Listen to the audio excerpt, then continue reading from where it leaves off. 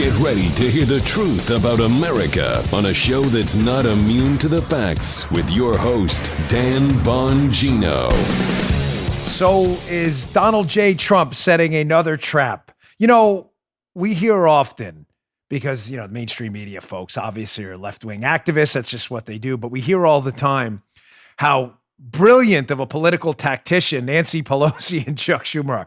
That's hilarious because they're constantly getting wrecked by Trump, who's supposedly some Neanderthal. So I asked this question again. This will be the opening segment of today's show. Is Trump setting another trap that these buffoons are about to fall into yet again? Today's show brought to you by ExpressVPN. Ladies and gentlemen, surf the internet with peace of mind today. Get a VPN. Don't wait. Go to expressvpn.com/Bongino. Welcome to the Dan Bongino Show. Producer Joe, how are you today on this Friday? It's Friday, so I'm doing great. And everybody looks forward to your best 1960s game show voice. Intro Friday. Yeah. We wouldn't be able to ground ourselves without it. All right, let me get right to that, the Trump trap. All right. I got some stuff on Weissman, and I was in the news yesterday, so I want to clarify what's going on and what happened. It was an interesting story, and I think you'll enjoy it. It speaks to what's going on with the media environment today. Today's show brought to you by our friends at ZipRecruiter. Listen, hiring can be difficult. But if you're a company that's currently trying to hire, you face new difficulties, from safely reopening your doors to finding the right person for a specialized role.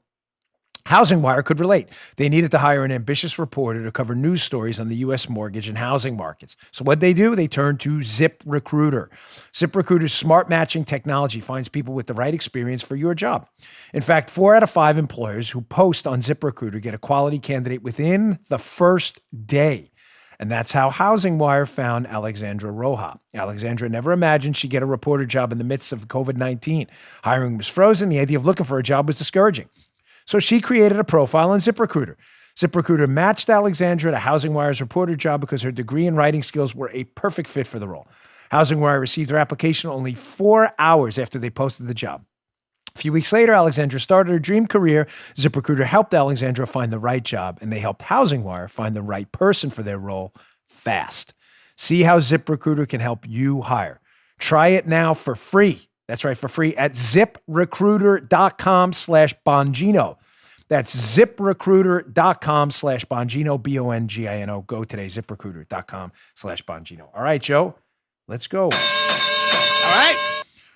Okay, so again, I get tired of hearing what a brilliant political tactician, swamp creature, Nancy Pelosi and Chuck Schumer. Oh my gosh, they're so brilliant. They've always got Trump boxed into a corner. Really? I've seen no evidence of that whatsoever.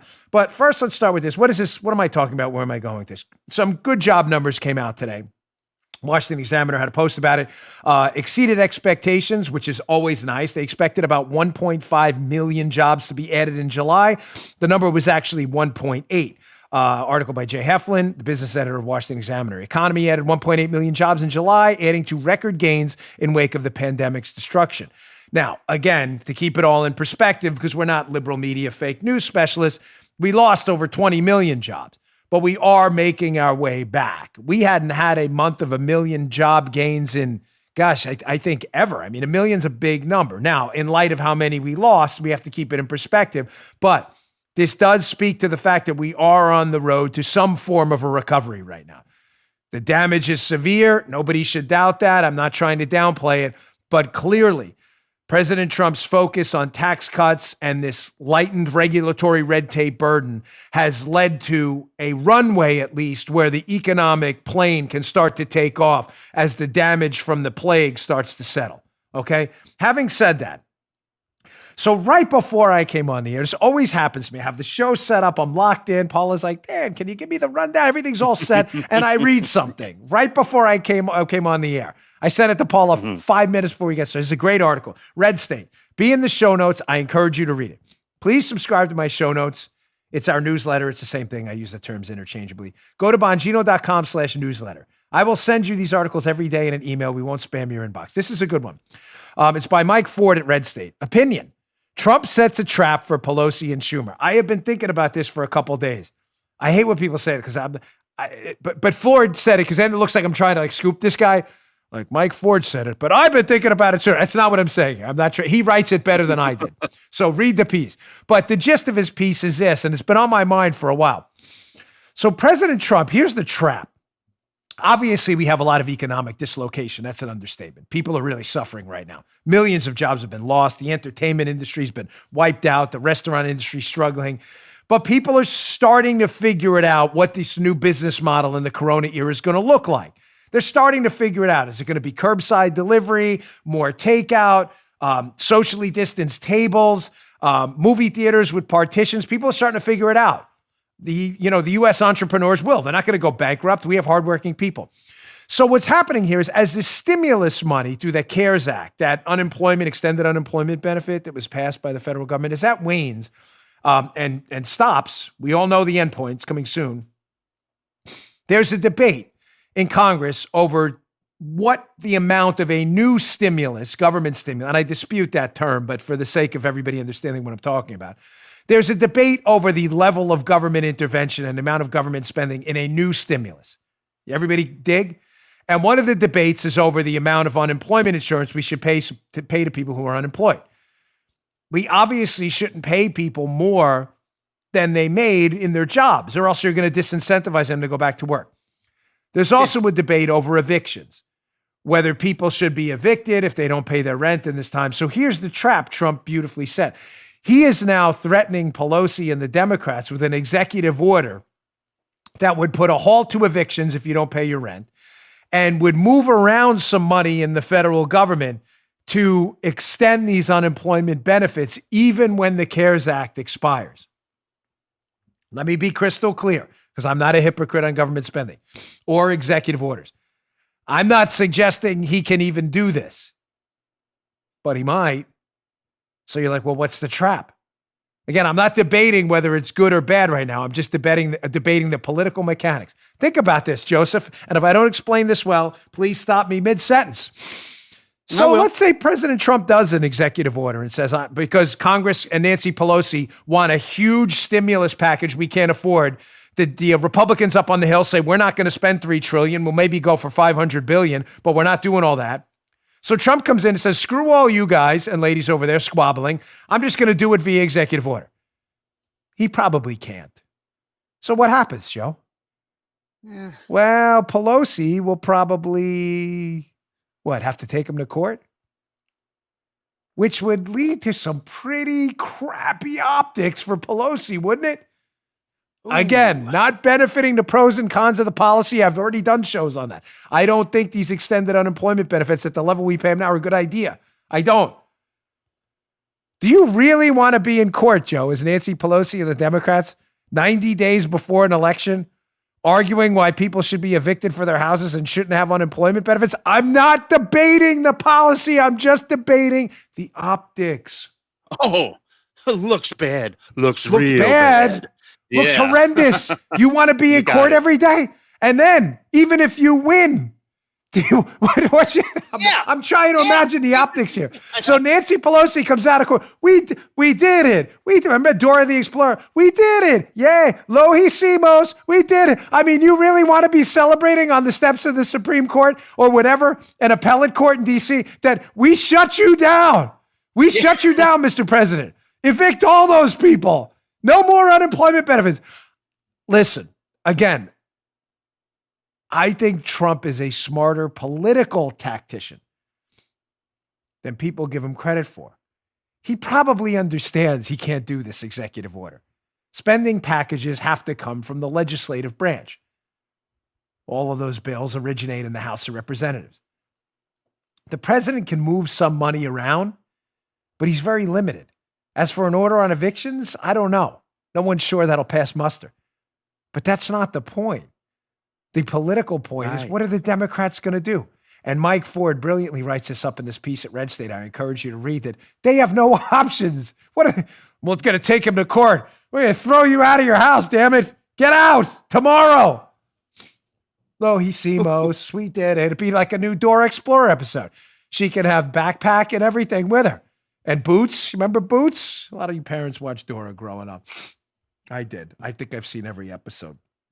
Sorry, I'm laughing at my own terrible joke. Does that make sense, Joe? Paula? Oh, yeah. You get Big it? time. Brilliant move by Trump, politically speaking. I don't like these usurpations of power. I just want to be clear on that. I'm principled on these issues, but as a strict political move, the Democrats are in a world of trouble right now on this, and they know it. Of course, the Republicans, I don't know in the House if they'll do anything. We got a few people, but other than that, remember the golden rule. Most Republicans on Capitol Hill are really Democrats, but no Democrats on Capitol Hill are really Republicans. That's why I have no faith that they'll stop this economic apocalypse we're looking at. All right, a lot more ahead, including me in the news. And this tech tyranny story I want to get to as well. As you know, again, I own part of the company Parler, an alternative to Twitter and Facebook, but that's not the focus of this segment today. The tech tyrants are at it again, ladies and gentlemen, and they genuinely don't care, like not even a little bit. If you think Jack Dorsey cares, I get these calls all the time. Again, I brought this up yesterday, so I don't like to repeat this, but a radio friend of mine keeps calling me about something that's happening to him on Twitter, and he's really stunned that Twitter doesn't care. I'm not kidding. Like, he's like puzzled that Twitter isn't, but I keep putting it on Parler, and I got all these people talking about it. I'm like, bro, they don't care. Twitter banned us from running ads 4 years. 4 years? Is it 4 years? 3 years ago?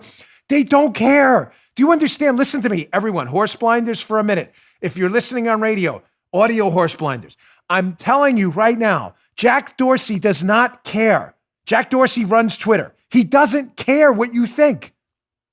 I'm very sorry. It's why I got involved in Parler. Jack doesn't care. There is no political pressure you will put on. He doesn't care. They hate conservatives and they don't care. And the radio friend of mine said, well, you're going to be banned soon too. I said, yeah, I know. He was like waiting for another response. Yeah, I get it. I know. We'll be banned. I have no doubt about that. My account will be banned from Twitter. I'm sure of it. I get that. That's why I'm on Parler. Twitter hates you. They really just don't like you. And why does Jack not care? Because Jack makes a lot of his money from other enterprises, ladies and gentlemen. Twitter's his plaything. He doesn't care. He doesn't care about the optics of things, how things look. He's not trying to get elected. Dorsey doesn't like you. I just want to make sure you all get this, because people on Twitter still complain about it. Like, oh my gosh, Twitter, what if they don't care. Let me show you this piece. Hat tip Benny Johnson, by the way, did a great job with this. To show you how little they actually care about what you think. So we're all, reading from the same sheet of music here. Here's a Hill headline. Twitter bans Trump campaign until it deletes tweet with COVID-19 misinformation. The Hill. Long story short, Twitter deleted a tweet where Trump had said that kids may be immune from the virus. That's not what he meant. Granted, the choice of words was not great, to be fair there. But he didn't mean they were immune, like they couldn't get the virus. He meant immune from the rough effects of it, that generally speaking, kids won't suffer the symptoms that older folks, and they're not immune. Kids are not immune from the virus unless you've had it before. But it was probably the choice of words could have been better, but you delete his tweet because of it. Now you may say, okay, so Twitter's their principles, right, Joe? Because they're principled, right? Twitter principled, right? Oh, yeah. So they don't like coronavirus misinformation. Let's go to this second headline from The Hill. This is fascinating. Twitter will not delete coronavirus disinformation spread by Chinese officials because it says, I'm just principles, right? So Twitter won't delete Chinese noted misinformation that we've seen from them and the WHO. Remember that misinformation? The virus can't spread through the air. Not true. It's not person-to-person transmission. Definitely not true. They won't delete they won't stop the Chinese government Twitter, but they'll stop President Trump for basically saying in essence his information was correct. The use of the word was wrong. Kids are not immune. They don't care. Again, I don't mean to I want to just pile drive this home so you understand. There's no process for you. They don't care. Find an alternative, whether it's us at Parler or someplace else, because yes, you will be banned, and no, they don't care. Showing you how they don't care. Imagine how bad the optics on what I'm about to show you are. The optics, how it looks. And you think Twitter would like fire someone or issue an apology or be like, this was probably a bad idea? Look who issued the explanation for why they deleted Trump's tweet. Here is the Twitter account of Nick Pacilio, who says, this guy's from Twitter Communications. He says the original tweet from Team Trump is in violation of the Twitter rule. Clearly not, but you get it. Is in violation of Twitter rules on COVID-19 misinformation. Except China, asterisk. It's not, I tried to throw that in there. And we've required removal. Thanks, Nick. Appreciate that. Nick, Twitter Communications guy. Probably listen like, oh, okay, I don't get it. So what's your point? Now, wouldn't it be really weird? I mean, almost crazy. If Nick Pacilio was a former communications guy for the leading candidate for the vice presidency for Joe Biden right now, Kamala Harris, that would be absolutely insane. Like, no way they would have him issue that. Then Nick Pacilio, communications at Twitter, former Kamala Harris press secretary. Oh, and he went to Berkeley too. University of California, Berkeley. Folks, I'm going to end this here because I love my audience and I don't want to like harass you with this. They don't care. Find a new home. I'm telling you, Twitter doesn't care. Believe me, now that I'm involved financially in this entire space, I've become really familiar with what goes on behind the scenes. They don't care. Not one bit. Okay, moving on. I think we made that point. Before I get to Dan Bongino's appearance in the news. So, yes, this is not funny. This is just, again, I get a lot of emails. Dan, why do you try to be nice to Biden and say it's not funny? This one is just tragic. This guy is just a total train wreck. Can I be candid with you for a moment? This is one of those fourth wall moments that I know is not going to help me with my audience because I know a lot of you are angry at what's going on and you should be. I am too, but I just have a hard time watching seniors and this because it's happened in my family. I mean, if you really want to know the answer, I know it doesn't help. A lot of you are mad at me because you're like, just go out. Hey, I'm going after Biden. He's awful. He's a far left radical who's going to destroy the country. But, you know, again, just being candid because you deserve that from me. You deserve truth. It's hard for me to watch. It really is. This, however, is just outrageous. I tweeted yesterday after I saw this clip of Biden yesterday. Some of you have seen it on the news. Some of you may not have. I tweeted yesterday, holy, did he actually say this? Now, Joe, if I were to come on my show today and suggest that black people are not diverse and basically all think alike, we'd probably be off the air. Tomorrow, we'd be banned from YouTube, SoundCloud, Apple Podcasts, the known universe. We'd be sent to the Phantom Zone in one of those mirrors like in Superman 2 with Zod. Right. But when you're a Democrat, you apparently can say that all black people, they're all alike. Don't you worry about it. You don't believe me? Listen to Biden here. Ironically, talking to a group of black and Hispanic voters.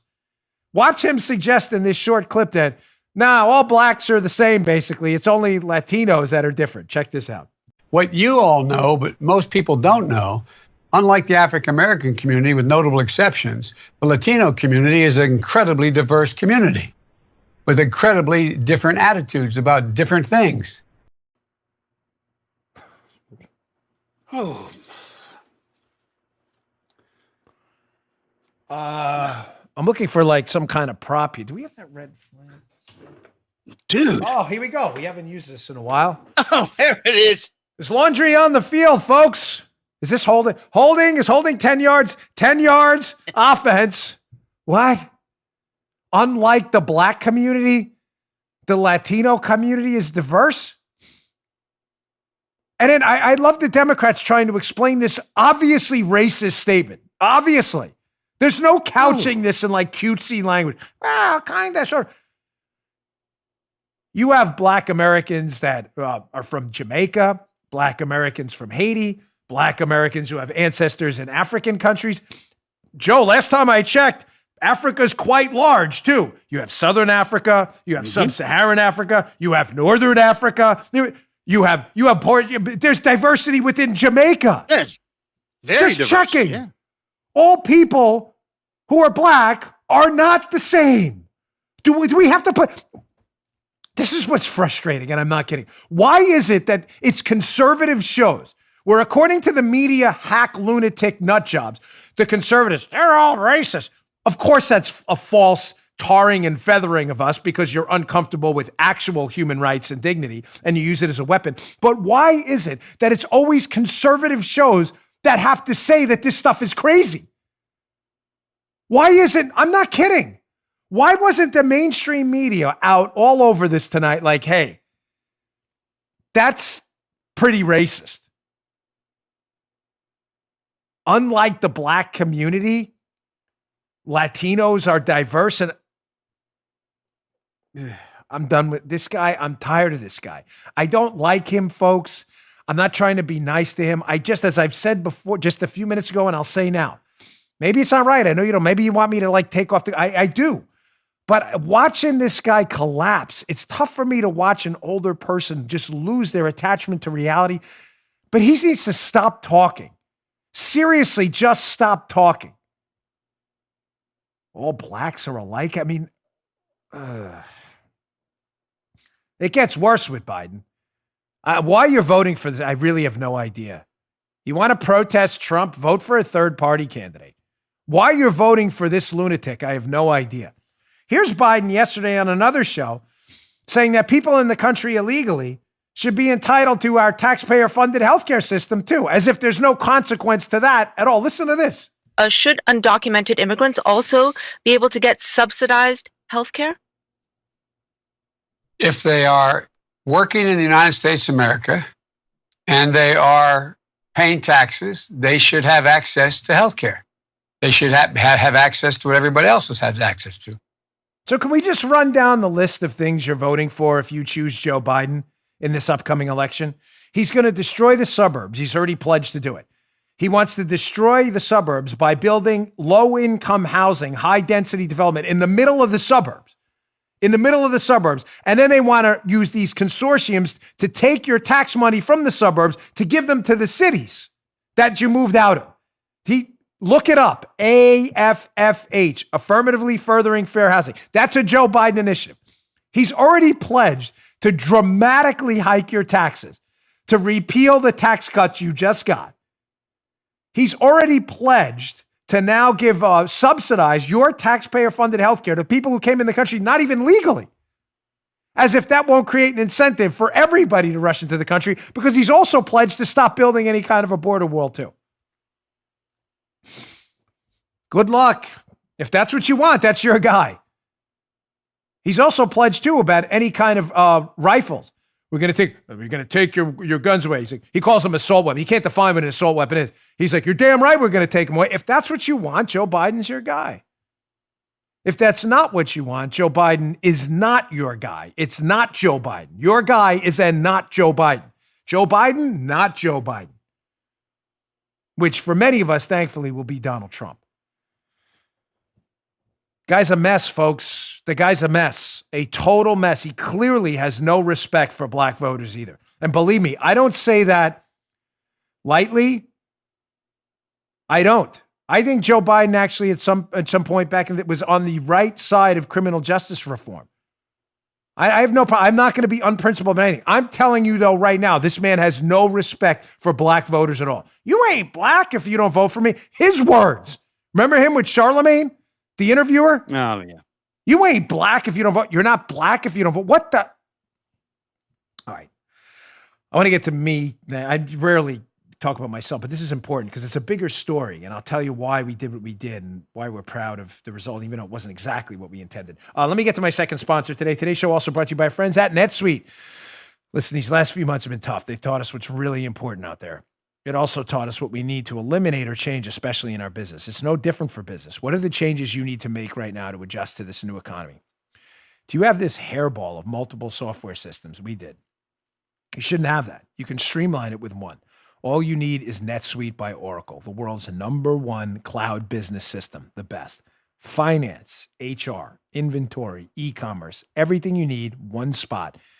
It saves you 3 things. It saves you time. It saves you money. And it saves you headaches, which for me is the most important.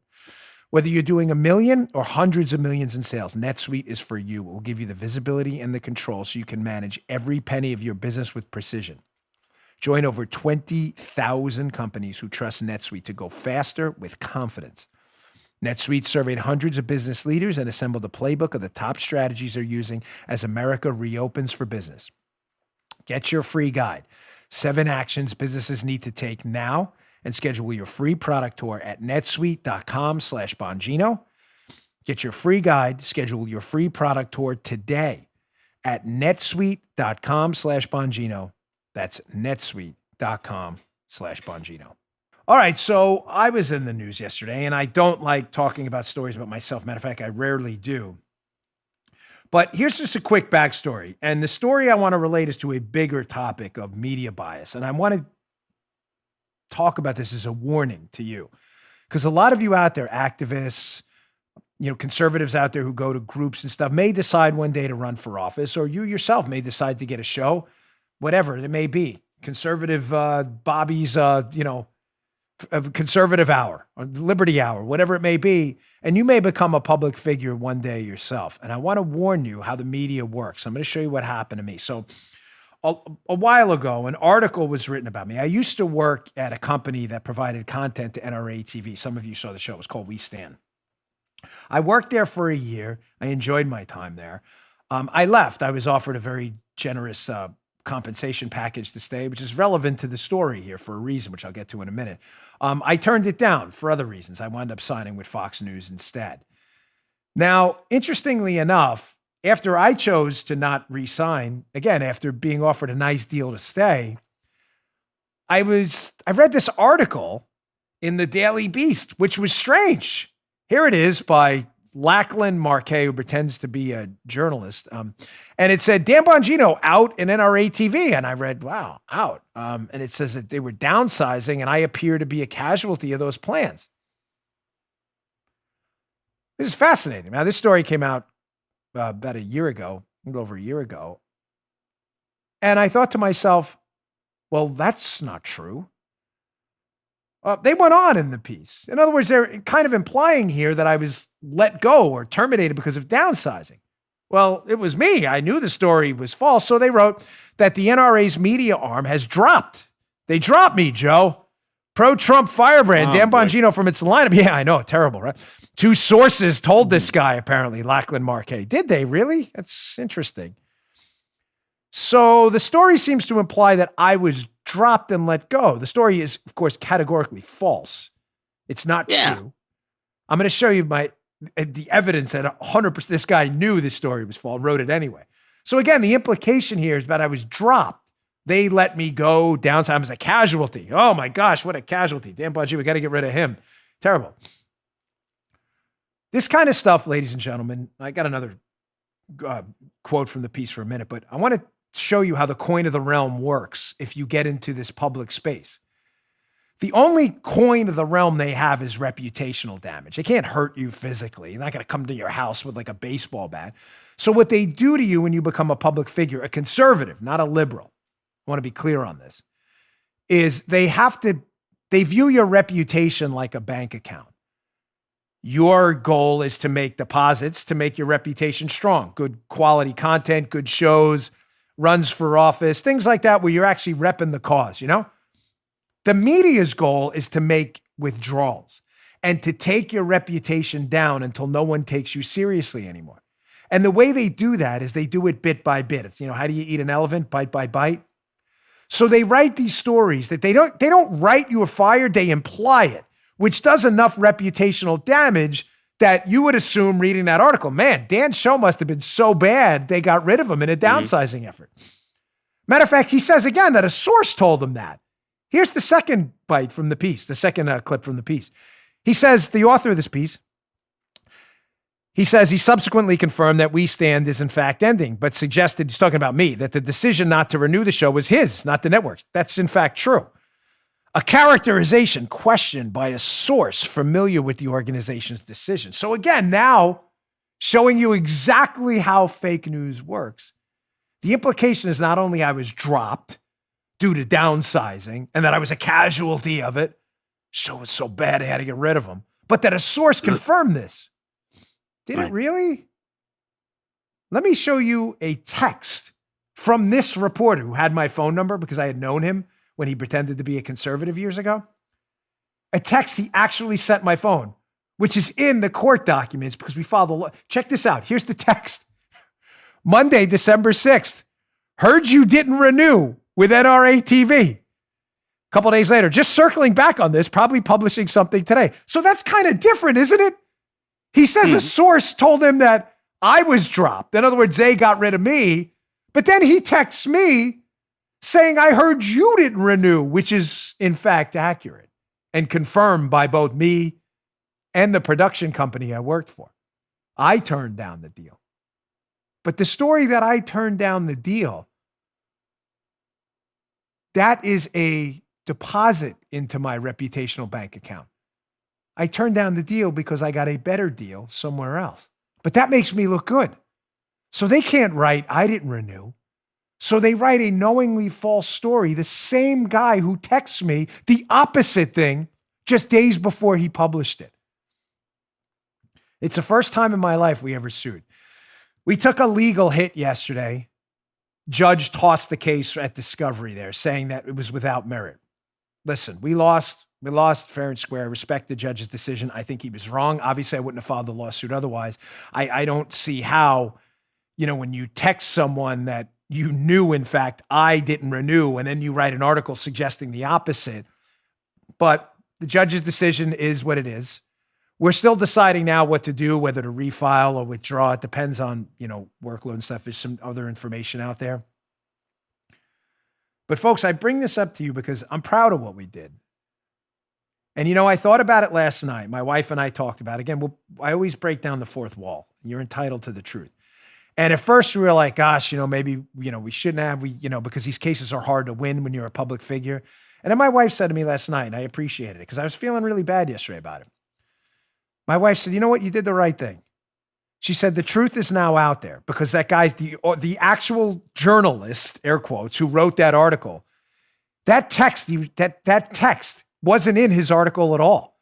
Now it's in all the court documents. So now when you write about this case from the future, even though we didn't get the legal outcome we wanted, again, we respect the judge's decision. That's fine. We're not crybabies here about it.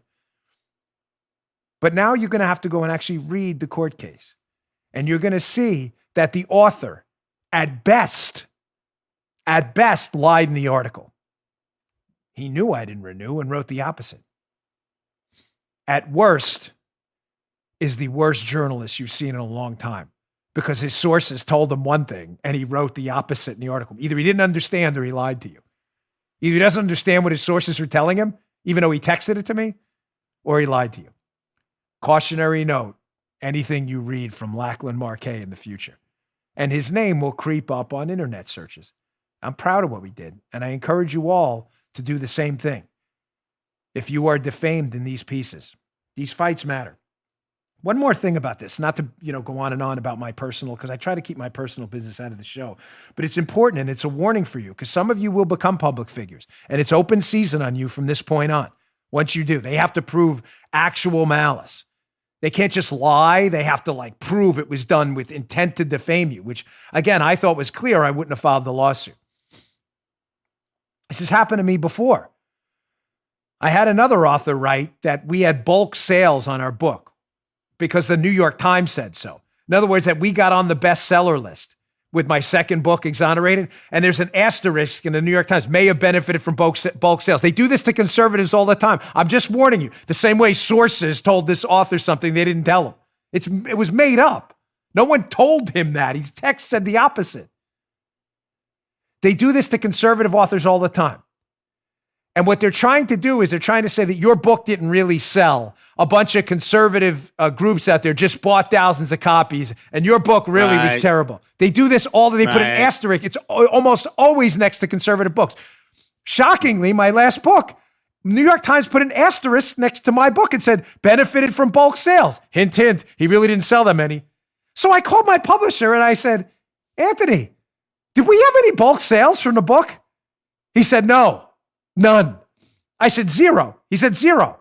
He said, matter of fact, the only sale we had to any group that was even considered, not even really bulk, but was Fox Nation, the Patriot Awards. They bought about 100 or 200 books to give out to people there. And the Fox Nation event was on November 6th. My book was on the bestseller list September 24th. September. But again, it doesn't matter.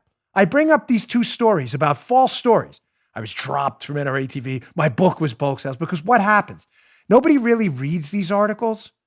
So you may say, well, then what's the point? Why are you worried about it? Because the way the left works is if you go to Wikipedia, Scammopedia, the left-wing lunatics at Wikipedia then take these articles nobody reads. Was dropped from NRA TV. His book was a scam, bulk sales, even though it's factually incorrect. No, there's not an entity on the planet that can show me a receipt from a bulk sale for my book. Nowhere. It makes it onto Wikipedia. And left-wing lunatics then use Scammopedia from that point on to say, look, the guy was fired from NRA TV. Look, his book, there's all phonies, the books.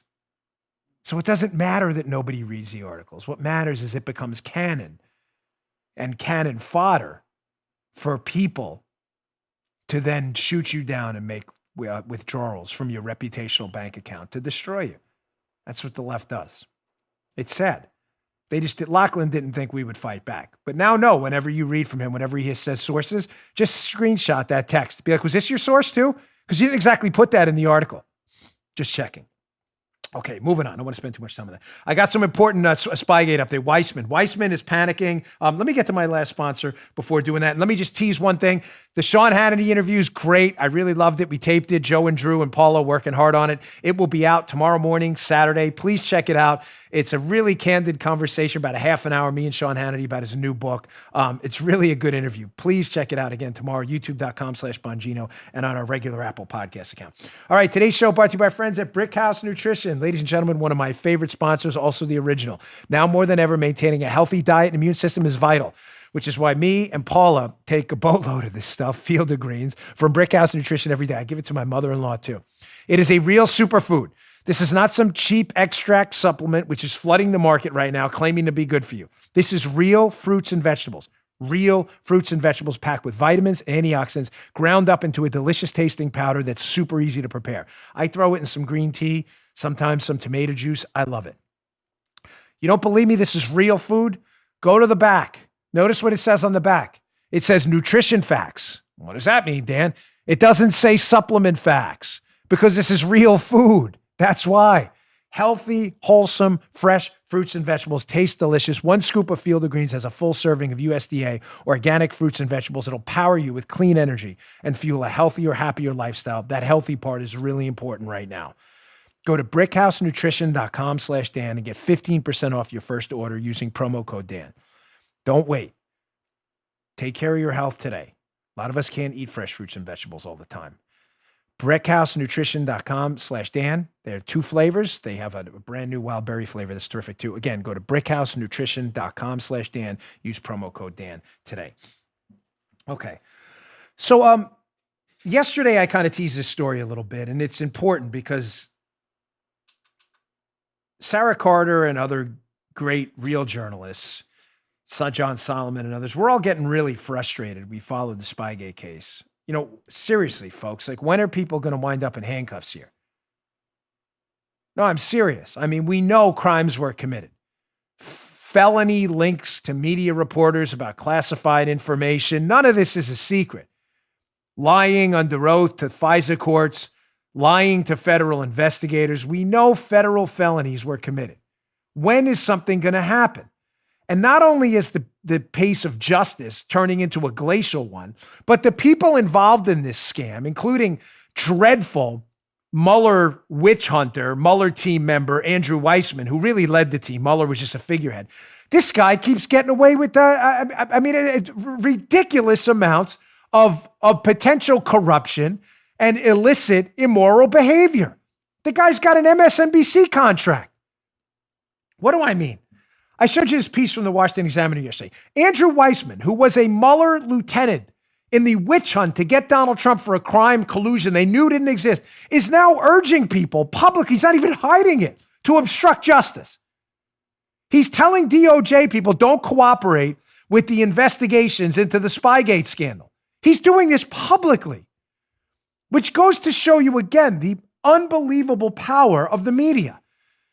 If this was Donald Trump doing this, Donald Trump encouraging people inside the government obligated to do the right thing under their administrative guidelines, to not cooperate with a bona fide investigation into the biggest scandal of our time, Donald Trump, they would want him removed from office as a traitor tomorrow morning. But because it's corruptocrat, swamp demon, Andrew Weissman, everything is A-okay. He's doing this publicly. He's not hiding this. Now, why is Weissman panicked? There's a reason, folks. Again, he's the Mueller lieutenant who is knee-deep in the entire scandal to spy on Trump. This article, by the way, will be in the show notes. It's an older one from John Solomon, but it's important you read it. Be in the show notes today, bongino.com/newsletter. FISA shocker. DOJ official warned Steele dossier was connected to Clinton and might be biased. Follow me here. Here's this article by Solomon. I got a couple screenshots from it in a minute. How does it involve Weissman? Again, Mueller's lieutenant. When the FBI went to the FISA court for a warrant to spy on the Trump team and raise their right hand, they left out of the document the fact that the information in the document, the PP stuff in the dossier, was paid for political misinformation. It's no more complicated than that. You think that's kind of relevant? You may want to tell the judge, gee, I'd say so. Yeah. Now, wouldn't it be awfully odd if Andrew Weissman, who later went on to investigate Donald Trump as Mueller's lieutenant for the PP stuff and all the other collusion hoax stuff, knowing it was false, because in January, the FBI was told it was false by Steele's own sources, the guy who wrote the dossier. Wouldn't it be weird if Weissman knew as far back as 2016? Remember, Mueller's not appointed until mid-2017, a year later. Wouldn't it be weird if Weissman knew this was strictly political information and a political hit job and let the whole thing proceed anyway? Let's go to John Solomon's excellent piece from the Hill. It's from a while ago, but it's worth your time again. So Bruce Orr, who worked in the Department of Justice, went up to Congress and spoke, and he revealed that the FBI and justice lawyers had no need to speculate. Bruce Orr from the DOJ explicitly warned them in a series of contacts beginning in July of 2016 that Christopher Steele expressed bias against Trump and was working on a project connected to the Clinton campaign. Oh, he did? Well, who exactly did he warn? Hey, this is a political document. It goes on. Orr had firsthand knowledge about the motive and the client, the political motive, they mean. He had just met with Steele on July 30th, 2016, and Bruce Orr's wife, Nellie, worked for Fusion GPS, who employed Steele. Here's a quote from Bruce Orr. I certainly told the FBI that Fusion GPS was working with and doing opposition research on Donald Trump, he told congressional investigators, adding that he warned the FBI that Steele expressed bias during their conversations too. Well, what does this have to do with Weissman? So the guy who writes the dossier, Steele, using sources that were discredited 6 months after, in January of 2017, tells Bruce Orr, upper-level official in the Department of Justice, whose wife is working with the company that hired the guy who wrote the PP dossier. Bruce Orr tells Congress, I warned everyone that this was a political document. Well, why didn't they say anything? Well, who else did Bruce Orr tell in 2016? And why may he be a little bit panicked now? Let's go to screenshot 2 here. Orr didn't only contact the FBI, he said in August of 2016, nearly 2 months before the FISA was issued.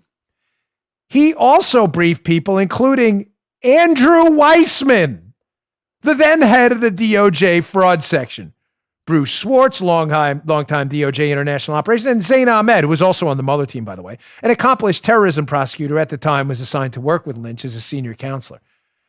Ahmad and Weissman would later go on to work for Mueller, the special prosecutor overseeing the Russia probe. Orr's extensive testimony also undercuts one argument that House Democrats sought to make last year.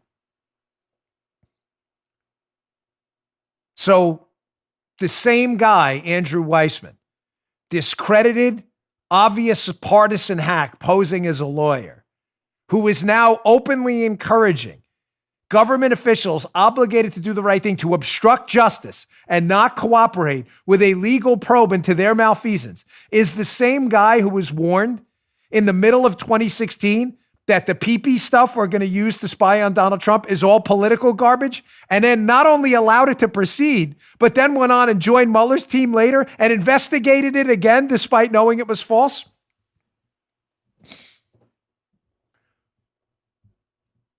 Again, if this was a Republican, you'd be in handcuffs right now. But because it's Andy Weissman, not only is it documented, you knew you did a partisan investigation, you knew the information was political, you then engaged in a political witch hunt on political information you knew was political, but then you go get paid by MSNBC and you go on their air and write op-eds encouraging people to obstruct justice into the investigation, into your political investigation. And everybody's like, this is great. The media loves him.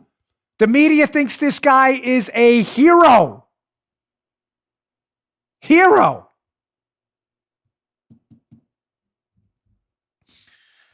Right. I'm getting frustrated. So I'm going to move on to the next story because it's important. It's a loaded news day today. So I get receive emails a lot from listeners who are really great. And so one guy emails me a lot, but he sent me an article yesterday. I saw it at first. I thought it was a scam. For all my Australian listeners, and we have a lot of them, we get to do that research thing. We can see, I can't see into your house or anything, but we can see generally where you're listening from. We have a lot of listeners in Australia.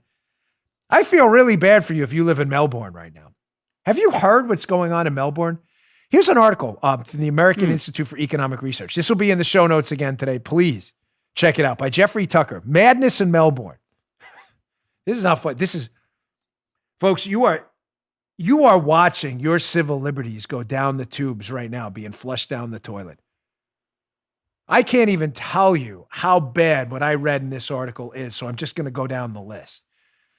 So Melbourne, using the coronavirus as a backdrop, has basically turned their city into a police state out of fears from the coronavirus. Despite no evidence whatsoever these lockdowns actually work. They don't. This virus doesn't care about your lockdowns at all. You're just locking people down indoors to recirculate air. So if someone gets it, the whole house gets it. The lockdowns don't work. They haven't worked. Look at some of the draconian measures happening. I really feel bad if you live in Melbourne right now. The guy who writes the article says, a friend summarized for me what's happening right now, the situation in Melbourne. Even one of these is bad. Police may now enter anyone's home without a warrant. Huh? There's an 8 p.m. curfew, a $1,600 fine if you're outside your house without, quote, a valid reason, the amount being raised by the day. You may say to yourself, Dan, come on. This is 1980s Soviet Union. No, this is Melbourne now. You're not allowed to visit family or friends. There's a $200 fine for no mask, mandatory masks at all times. This one, folks, please confirm for me if you live in Melbourne. Email us if this is true. You can only exercise once per day for up to an hour. What the hell does that have to do with anything? Only one person per household per day can leave the house, including for groceries. I'm not even sure that was a rule in the Soviet Union. You may have been more free, and the Soviets didn't even have these rules. You may say, wow, that sounds bad. No, there's more. You're not allowed to go more than 3 miles from your home. Weddings are illegal. No gatherings of any size. We got to go to page 2 because there's actually more, shockingly. Oh. Yeah, I know. You're like, that's not it. No, there's more. The army is on the street finding and arresting people. Come on, Dan. This is Cuba. No, this is Melbourne. Since March 21st, a total of 193,700 spot checks have been conducted by police. Spot checks, Joe. Spot checks. At the 5-0 knocking on your door now. Protests and activism is illegal. People have already been arrested for peaceful gatherings.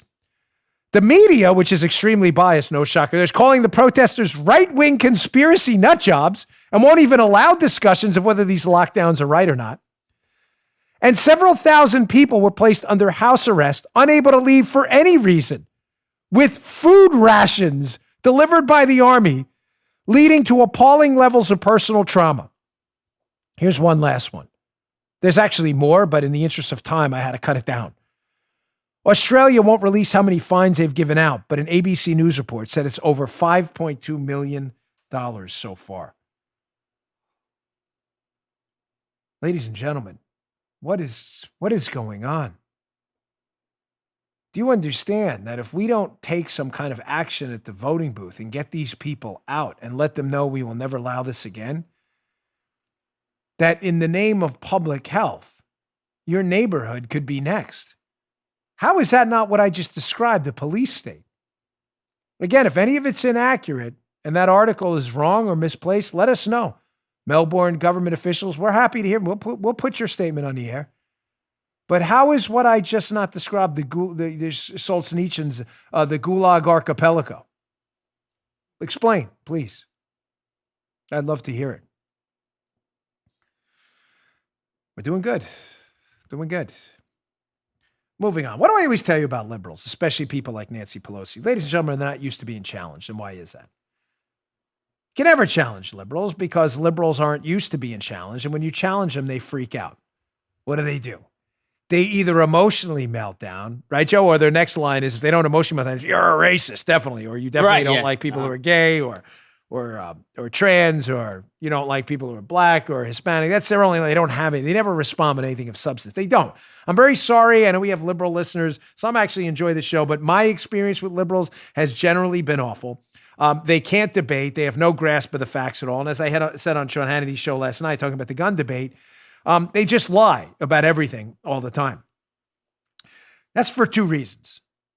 Liberals dominate the media and they dominate academia. So they're never challenged by anyone in the media, almost ever, unless you go on Fox. And they're never challenged by academics because academics are liberals who aren't really interested in actual academics. So what happens when you go on the air and someone actually dares to ask you a substantive question? Well, here's a video of Nancy Pelosi absolutely losing it yesterday when Judy Woodruff, who is no conservative, by the way, from PBS, asks a simple question about this stimulus thing she's about to get wrecked on by the Donald Trump trap we talked about in the beginning.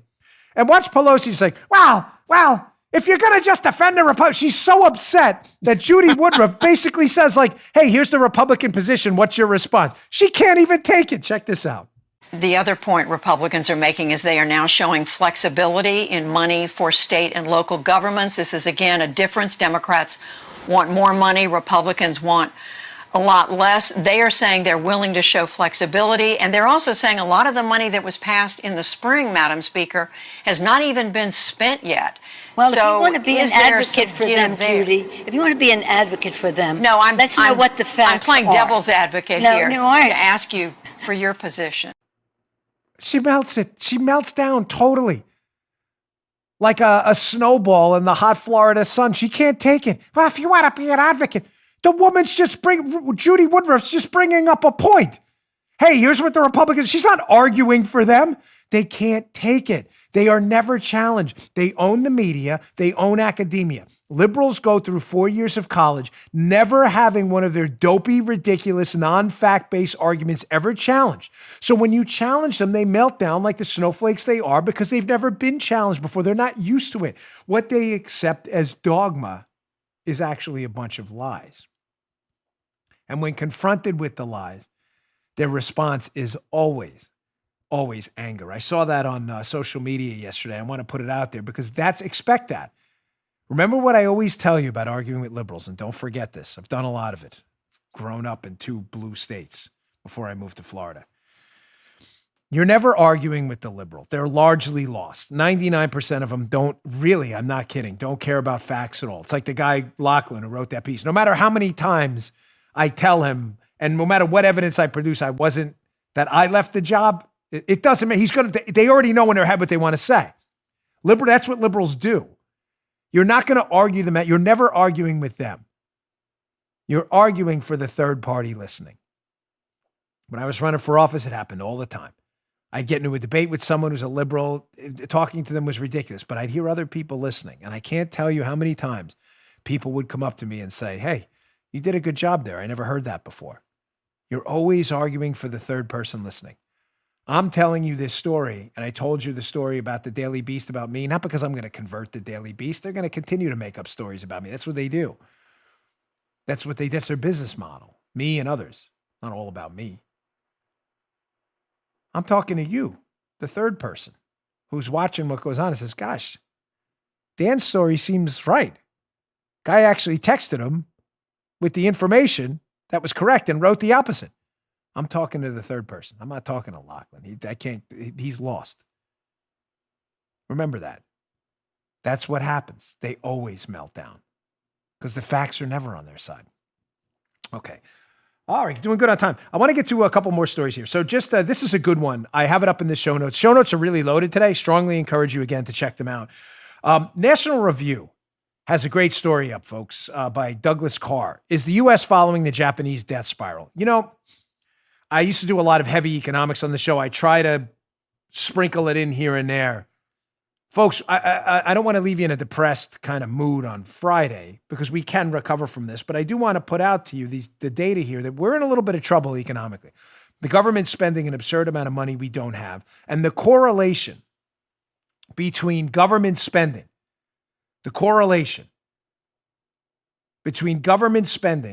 and the lack of economic growth, meaning more government spending, less economic growth, obviously, is so strong that a causal inference is right there. Remember, correlation doesn't always equal causation. You know, just because you get more colds in the winter doesn't mean cold weather gives you the common cold.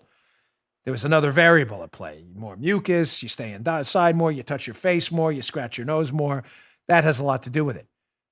But some correlations are so strong that it's probably pretty reasonable that you can make a causal inference. Meaning, in this case, I'm going to show you two charts from this National Review piece by Douglas Carr, showing you how Japan and the United States, as the government spends more money, the economy goes down. More government, less economic growth. Liberals, more government up, less economic growth down. Now, the chart's done in inverse, so they move together, and I'll show you in a minute. It'll make more sense. But as government spending goes up, economic growth goes down. The correlation is so strong that you would seriously have to be a grade A imbecile to not say to yourself, well, that's interesting, because that would probably mean, right, Joe, that if the government spent less money, there'd be more economic growth. Mm-hmm. Just throwing that out there. Mm-hmm. Look at these two charts. This is a warning for us because we're going down Japan's path, which is their economic growth is entirely stagnant now. They were once the envy of the entire world. Remember the 80s, Joe? The Time magazine, everything. Oh, Japan, no. the Japan is they're going to surpass our economy. Oh my gosh! They even did movies about it. That Michael Keaton movie with the car factory. How Japan was going to take over the world. Ladies and gentlemen, Japan can't get out of its own economic way anymore. What happened? Look at chart number 1 from this piece. So here's real growth. U.S. versus Japan. Japan is in red. The U.S. is in blue. For those of you listening on the radio, real growth has gone down in both the U.S. and Japan. Down, meaning the opposite of up, down. So you may say, well, Japan and the United States, interesting. Their economic growth has gone down. Well, if you were interested in data, I know most liberals, you can stop listening now, libs. This is for, again, serious people who are interested in data. Well, what changed, Joe, right? You would say to yourself, if economic growth used to be high in both the United States and Japan, and economic growth is struggling now, well, what's the variable that changed that may have caused that? Yeah. There it is. Thank you, Ms. Paula. Government expenditures have gone up. So when you look at a chart of Japanese government expenditures versus investment, you'll notice now, keep in mind, they move hand in hand. That's because one is the inverse. So they're moving in the opposite, but they scaled it so it looks like the same. You can see if you check out all you need to know is they're moving in the opposite direction based on how they scaled the chart. They're moving in the same direction, but they scaled the chart in the inverse. So as Japanese government expenditures have gone up, you can see investment has gone down dramatically. Look at the chart. You'll see it even says on the right side, inverse. Japan, Joe, spent in 1960 about 17.5% of its GDP on government. Now Japan spends 38.8%. Oh. 38.8. 38.8. The United States, ladies and gentlemen, has taken the same trajectory. As government spends, now, liberals, this is going to be really difficult. For the conservatives, you're going to laugh at the simplicity of why this is. For liberals, you may find this to be a stunning statement. Why would it be as the government spends more money, investment in the economy goes down, and we grow less? That's because as the government spends more money, they take it from, wait for it, Joe. It's going to be a shocker. They take it from you, who then spends less money. I know you're stunned. Get a hold of yourself. Elizabeth, someone get some nitro pills to Armacost in Maryland. Everybody, anyone close to him now. He's having a coronary incident. I know this is hard to understand. Government has to take money. So when they spend more money, they take it from you, which means you spend less money. I know it's tough. Joe, read the piece. I don't usually encourage you to read the show notes, but I know this was one of those moonshot moments for you where you're like, now it all makes sense. Thank you, Dan. Of course, this made sense 5 minutes ago to my sane audience, but to liberals listening, they still have a tough time with this. Japan used to be rocking and rolling. Now the economy's stagnant. Yeah, that's because the government took more money out of the economy. Kind of like the exact same thing that's happening in the United States as we take more money out. But don't let that get in the way. I only put the article in the show notes because that's not to depress you again on a Friday, because at the end, Douglas Carr, the writer's like, hey, you know what? The reality is we could fix this tomorrow and be the envy of the world again. Control government spending. Joe, wait. Joe, it's really hard, the solution. Control government spending and get a lid on entitlements, and people have more of their own money to spend. The economy will grow again. Bold. Genius. That's another, we did it. Lo hicimos, we did it. That's a moment Republicans could actually come out and sing the Dora song and actually mean it. But nobody will do that because they don't have the political to do it. They just don't. And that's why Trump in his second term, if he wins, I'm hoping he gets a hold on this. You will not have any significant economic growth with an explosive government spending ledger. You just won't. It's as simple as that. That's the solution for the future in one line. Cut government spending, let people spend more of their own money. All right, one last story. Bongino.com, check this out. We use some of our content once in a while. The great Matt Palumbo, the greatest fact checker in the world, who just humiliated Tom Kircher, the worst fact checker in the world at PolitiFact the other day. The guy tried to PolitiFact check us, Joe, and actually he judges our article mostly false and then writes a whole article about how our article's true, which is amazing. Which is really incredible, this guy. So Matt wrote an article about him too, which is kind of funny. So the article by Matt Palumbo, 25% of Brooklyn mail-in ballots were disqualified. I talked about the story the other day. Ladies and gentlemen, they had an election for Congress. Kings County, which is Brooklyn in New York. 25% of the ballots are going to be disqualified. Now, hat tip Vince Colon-Ace, radio host at WMAL. I saw this on his social media feed. 84,000 votes in one congressional district. In one area of Brooklyn, to be precise. 84,000 votes in one county were deemed disqualified, not admissible. 84,000. Now you see why Trump's concerned about the election coming up? Let me put it in perspective. Again, hat tip to Vince where I saw these numbers. One county. Joe, you know how many votes President Trump won Pennsylvania by? Keep this number in the back of your head too. 84,000 votes were disqualified in one county in New York. President Trump won the entire swing state of Virginia by 68,000 votes. Sounds like we may be in a little bit of trouble. Oh, there's more. President Trump won Wisconsin by 27,000 votes. Finally, President Trump won Michigan by 11,000 votes. About 1/7 of the total that were disqualified in one county in the entire United States. And you're telling me you're not worried about the election? Folks, I'm going to leave you with this. You're used to, many of you, like I am, 45, some are older, some are younger.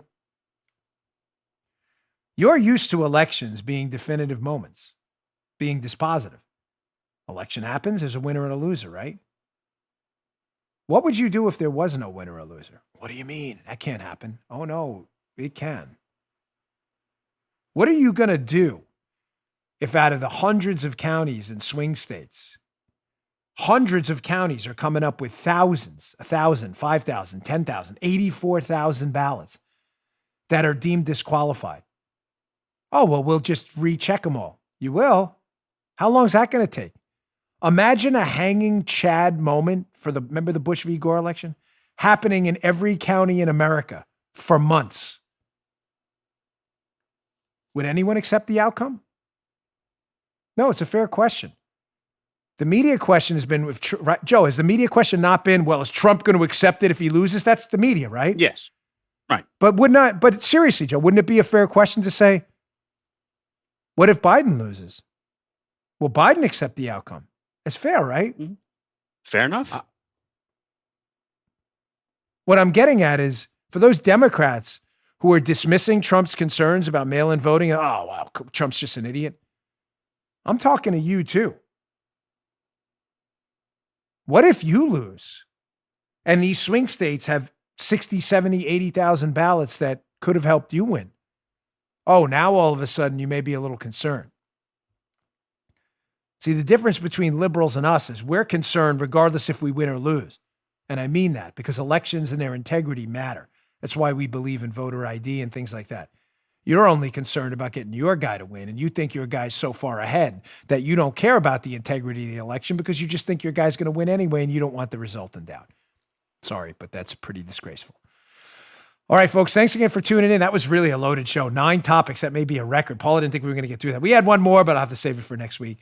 Please watch my Sean Hannity interview. I'd really appreciate it. Be launching tomorrow morning, Saturday, youtube.com/Bongino, and on our Apple podcast channel as well. Please subscribe as well. Thanks for a great week. We got some surprises coming up next week too, so stay tuned, folks. It's going to be an interesting week. Joe knows what I mean. See you on Monday.